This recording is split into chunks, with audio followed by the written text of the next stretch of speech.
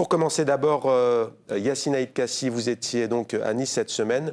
L'heure du bilan a sonné. Est-ce que vous êtes satisfait de cette conférence et de ce qui en est ressorti ?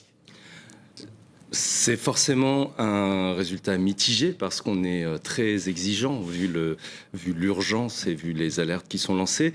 Mais cette conférence me fait un petit peu penser à, vous savez, il y a 10 ans quand on a accueilli la COP 21 à Paris, où il y a vraiment eu un avant et un après. Ouais. En tout cas, au niveau de la mobilisation de la société civile et de la prise de conscience collective, je crois qu'il s'est vraiment passé quelque chose à Nice cette semaine et donc dans le monde. Rim Benzina, j'allais dire, est-ce qu'il y a eu des avancées ?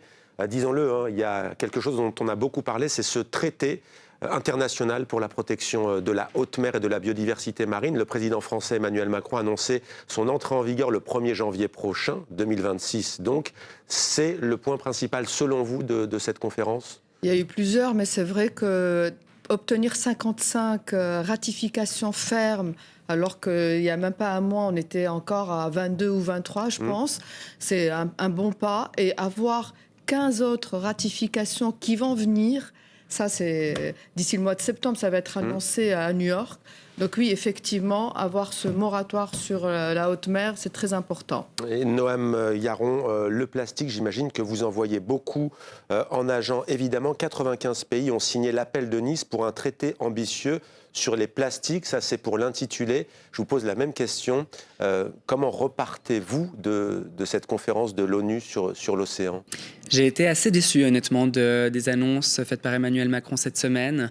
C'est vrai qu'on s'attendait à quelque chose d'un peu plus ambitieux. Il y a beaucoup, je dirais, de problématiques liées au vocabulaire qui est utilisé, notamment sur les aires marines protégées. En France, on parle beaucoup de protection forte, qui est ce qu'on appelle aussi la protection à la française, qui ne veut pas dire grand-chose au niveau international.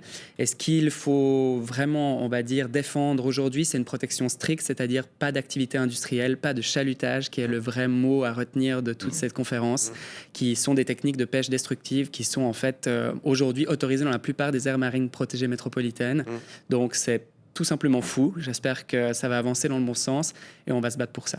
Alors Laure Limongi, vous avez suivi de très près cet événement, vous qui nous emmenez dans les profondeurs de l'océan dans votre nouveau livre, on va le voir tout à l'heure. Une réaction tout de même, notamment sur la question des aires marines protégées. Vous êtes natif de Bastia, la Corse qui est une île et qui fait face évidemment à des défis, notamment celui de la montée des eaux.